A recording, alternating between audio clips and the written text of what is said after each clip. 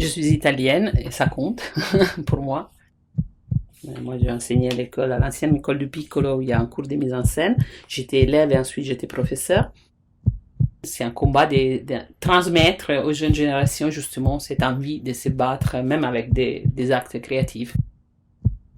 L'agressivité féminine, qui est quelque chose des femmes, c'est quelque chose qui est très c'est-à-dire, c'est très, on veut pas avoir une femme qui s'énerve, qui crie, qui est agressive, qui s'exprime de façon agressive. C'est quelque chose qui perturbe tout de suite hommes et femmes, hein, c'est pas juste ça. Et donc, c'est quelque chose que moi, j'ai vécu personnellement toute ma vie, parce que j'ai toujours eu un caractère un peu comme ça, frontal, direct, et, et donc, on s'est questionné sur ça, et c'est quelque chose qui me tient à cœur. Qu'est-ce que c'est l'agression et l'agressivité? L'agressivité de façon, comment dirais-je, plus anthropologique, c'est l'effet que même les animaux ils défendent leur espace, c'est-à-dire que dès que quelqu'un rentre dans leur espace, ils ont la tendance effectivement à réagir et à être agressifs parce qu'ils défendent leur espace.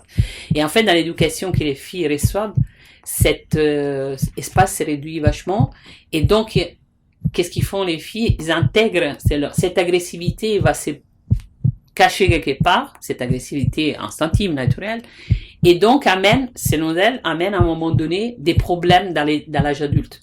Donc on voit des femmes hyper agressives, des femmes hypo-agressives, et des actions qui parfois on n'explique pas, et surtout quand on avance avec l'âge, et qui amènent beaucoup de maladies, disons comme ça, de la psychique des femmes.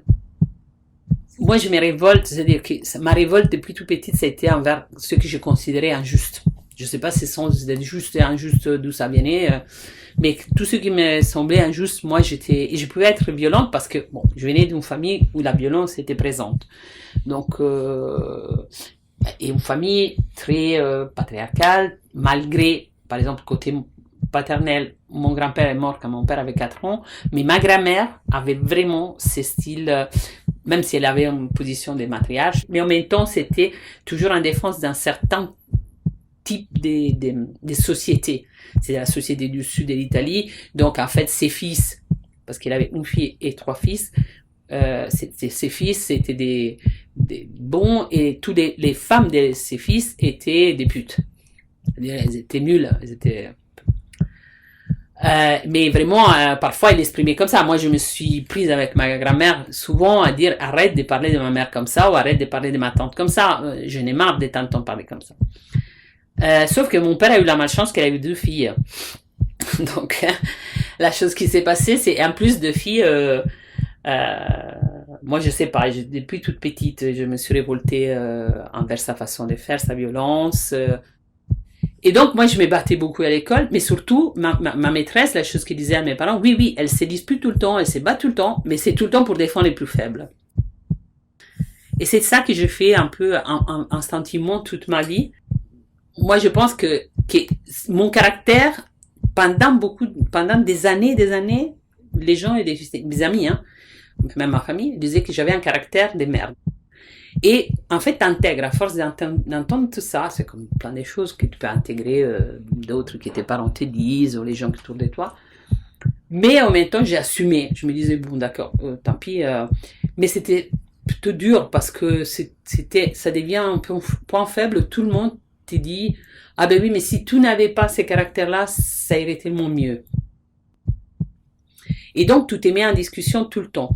Évidemment, ça rebondit sur le fait que les garçons manquaient, les fameuses expressions parce que, oui, effectivement, j'avais du caractère quand même, et donc, évidemment, j'étais très peu féminine. Tous les trucs qui entraînent l'effet d'avoir un certain tempérament. J'ai mis beaucoup de temps après à me défaire de tout ça et d'assumer. Et donc, à un moment, j'ai arrêté d'essayer de rassembler à quelque chose que je n'étais pas. Donc, ça a été vraiment difficile parce que tu passes des moments, mais c'est comme des gens qui, je sais pas, moi après j'avais des problèmes de poids, donc c'était tout le temps, suite au fait que j'avais fait beaucoup de sport quand j'étais petite. Et à un moment j'ai arrêté net et donc ça s'amène à un autre métabolisme, tous des trucs comme ça. Et ça a été tout le temps, donc, et les régimes, et les faits de te dire, bon, parfois il faut peut-être que t'écoutes plus que tu parles, toi, tous des trucs comme ça. Mais j'ai entendu des gens dire, mais c'est pas possible, t'as des opinions sur tout. Un jour, un ami, un collègue, il m'a dit, mais tu pourrais pas être moins entière? Et moi, je dois dire, les hommes avec lesquels bon, j'ai eu des relations de travail, d'amour, d'amitié, à un moment donné, ils n'arrivaient pas à supporter. Ils disaient qu'ils arrivaient, c'était trop. Une femme armée, mais armée avec une femme, donc armée même en métaphore, une femme de caractère, c'est quelque chose de beaucoup plus dangereux. C'est vécu comme quelque chose, ça va pas, c'est trop dangereux. Il y a quelque chose qui c'est pas naturel. Ça, c'est une autre chose qu'on utilise beaucoup sur certains stéréotypes, non? C'est pas naturel, ça tient pas aux femmes d'être comme qui a défini, qu'est-ce que c'est le concept de féminin masculin qui est absolument quelque chose qui est collé au niveau culturel. J'ai eu un professeur qui a demandé à un de mes collègues un jour que je me suis énervé parce qu'il disait des bêtises.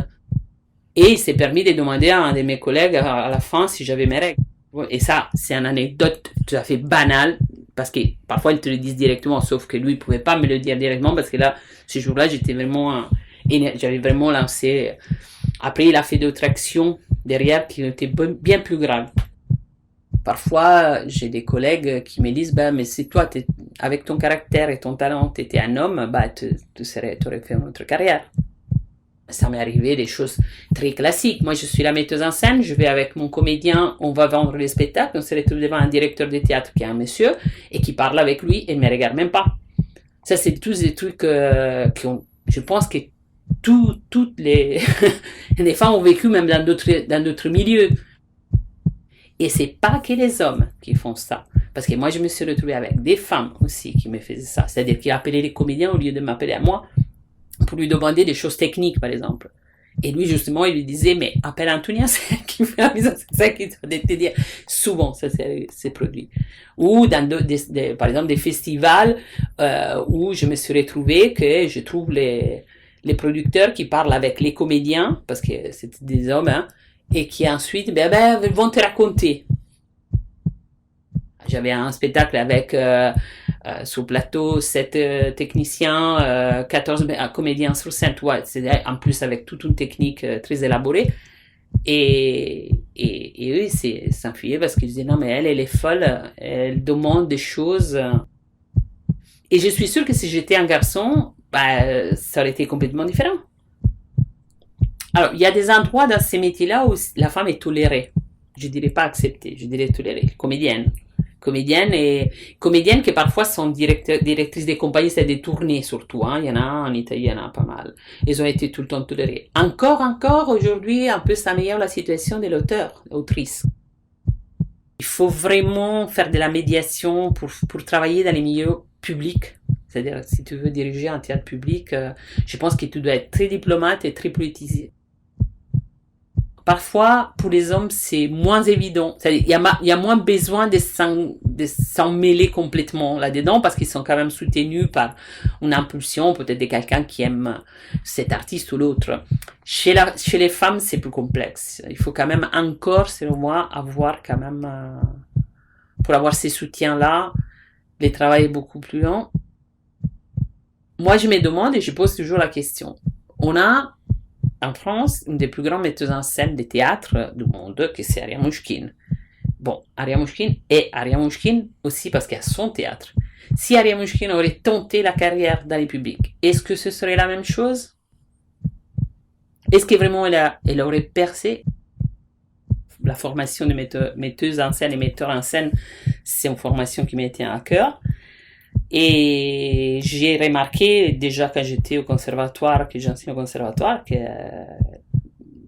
dans la commission, j'étais la seule femme déjà.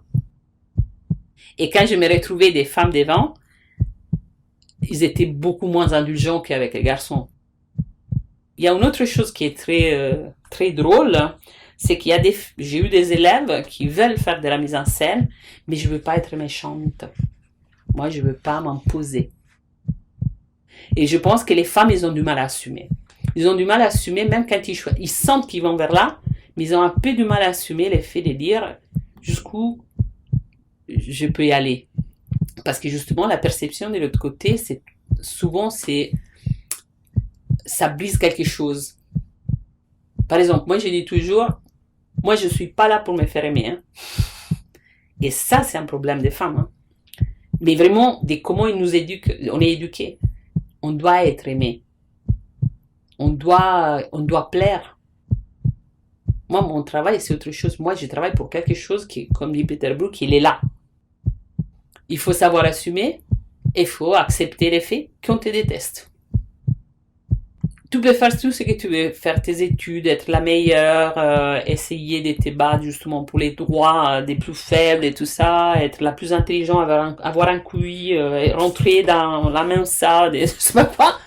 Mais il y aura toujours quelqu'un qui pourra essayer de te détruire parce que la culture t'es pas vu comme une personne entière. Parce qu'en fait, à l'origine, une femme n'est pas n'est pas un projet des personnes entières, quoi. Déjà à l'origine, d'être humain complet, comme s'il nous manquait quelque chose.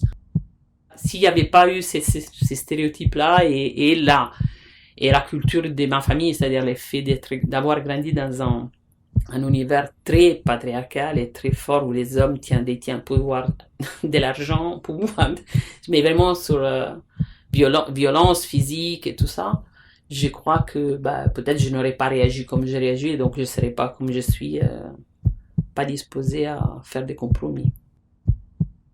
La différence sexuelle déjà amène une discrimination dans la culture. Travailler sur ça, sur l'éducation de ça, c'est-à-dire changer comment on est éduqué à partir de cette discrimination-là, pour moi, pourrait changer toutes les autres discriminations. C'est comme un casse-tête qui va amener le reste. Parce que ça veut dire changer cette idée que il y a quelqu'un qui est mieux que quelqu'un d'autre, c'est quelqu'un qui est plus fort, qui est plus intelligent, qui est plus quoi, je ne sais pas, mais que chacun amène quelque chose. Moi, une devise que j'aime bien, que je dis souvent à mes élèves, c'est mieux de partir de banalité qu'arriver à une banalité. Ça, c'est une autre chose que je trouve très intelligent. Ne pas avoir peur d'y aller, parce que seulement quand on sera beaucoup, on envahira le monde, on sera vraiment partout. C'est là que ça va se faire, quoi. On sera plus enfermé, on pourra aussi utiliser cette sororité vraiment dans l'espace public et dans les actions qu'on fera, parce qu'on sera un peu partout.